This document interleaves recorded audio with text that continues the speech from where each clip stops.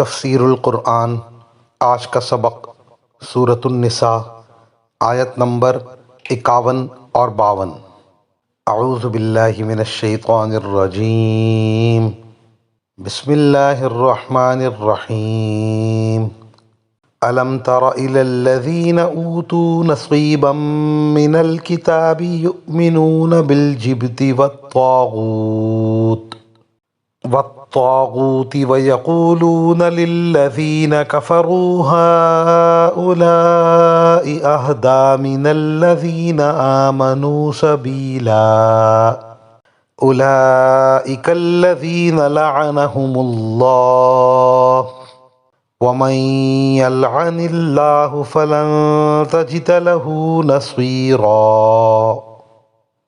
ترجمہ: جن لوگوں کو کتاب یعنی تورات کے علم میں سے ایک حصہ دیا گیا تھا، کیا تم نے ان کو نہیں دیکھا کہ وہ کس طرح بتوں اور شیطان کی تصدیق کر رہے ہیں، اور کافروں یعنی بت پرستوں کے بارے میں کہتے ہیں کہ یہ مومنوں سے زیادہ سیدھے راستے پر ہیں۔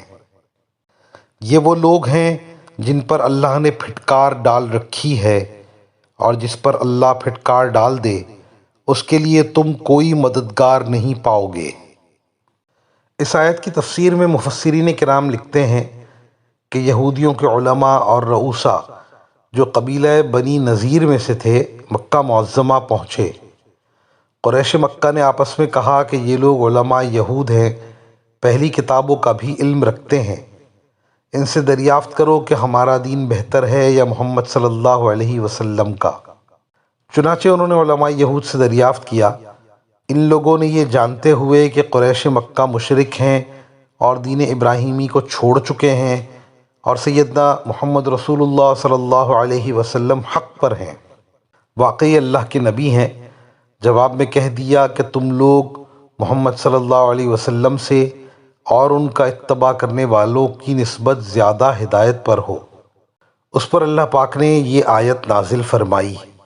یہودی یہ جانتے تھے کہ سیدنا محمد رسول اللہ صلی اللہ علیہ وسلم اللہ تعالیٰ کے سچے رسول ہیں، وہ آپ کی آمد کے منتظر بھی تھے، اور جو علامات پہلے سے انہیں معلوم تھیں ان کے اعتبار سے آپ صلی اللہ علیہ وسلم کو پہچان بھی لیا، لیکن چند افراد کے علاوہ یہود کے علماء اور عوام نے اسلام قبول نہ کیا، اور مشرکین کو بھی انہوں نے یہ بتا دیا کہ تم بنسبت محمد رسول اللہ صلی اللہ علیہ وسلم اور ان کے اصحاب کے زیادہ ہدایت والے ہو۔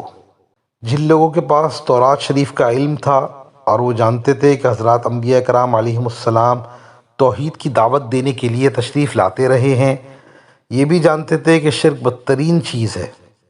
اس بات کو جانتے ہوئے علماء یہود نے مشرکین مکہ کو ضد اور عناد میں داعی توحید سیدنا محمد رسول اللہ صلی اللہ علیہ وسلم اور آپ صلی اللہ علیہ وسلم کے اصحاب رضوان اللہ تعالی علیہم اجمعین سے زیادہ ہدایت پر بتا دیا۔